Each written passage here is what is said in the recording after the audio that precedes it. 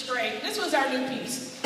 And it's called A Visit from St. Nick. And it's a little different in the fact that we have a narrator who is going to be reading to us the night before Christmas.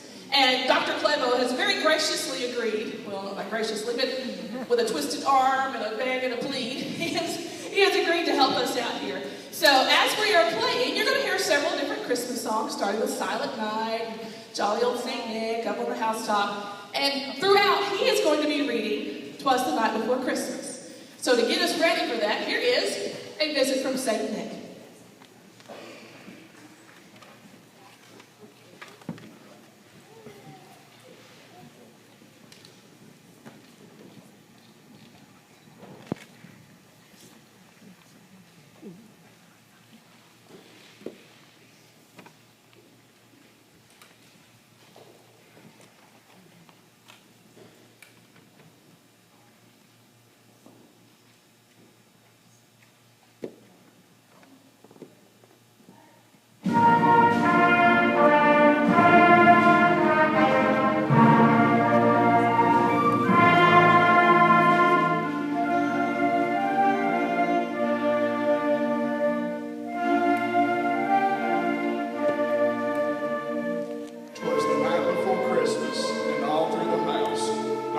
Was stirring, not even a mouse.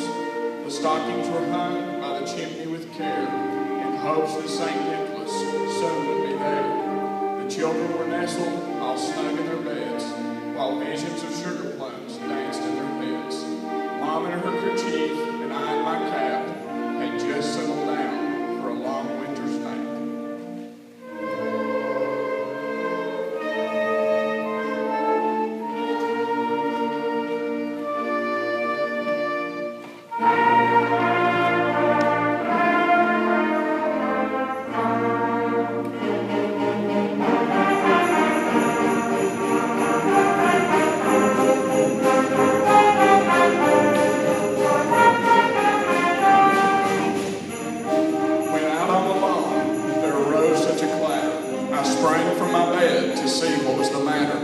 Away to the window I flew like a flash, tore open the shutters and threw up the sash.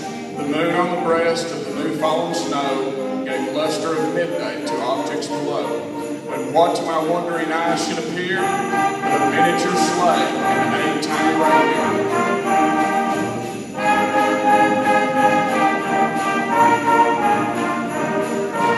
With a little old driver so lively and quick, I knew in a moment it must be St. Nick. More rapid than eagles, his coursers they came, and he whistled and shouted and called them by name. Now Dasher, now Dancer, now Prancer and Vixen, on Comet, on Cupid, on Donder and Blitzen, to the top of the porch, to the top of the wall. Now dash away, dash away, dash away all. As dry leaves before the wild hurricane fly, when they meet with an obstacle, mount to the sky. Up to the housetop the coursers they flew, with a sleigh full of toys, and St. Nicholas too. And then in a twinkling I heard on the roof the prancing and pawing of each little hoof. As I drew in my head and was turning around, down the chimney St. Nicholas came with a bound.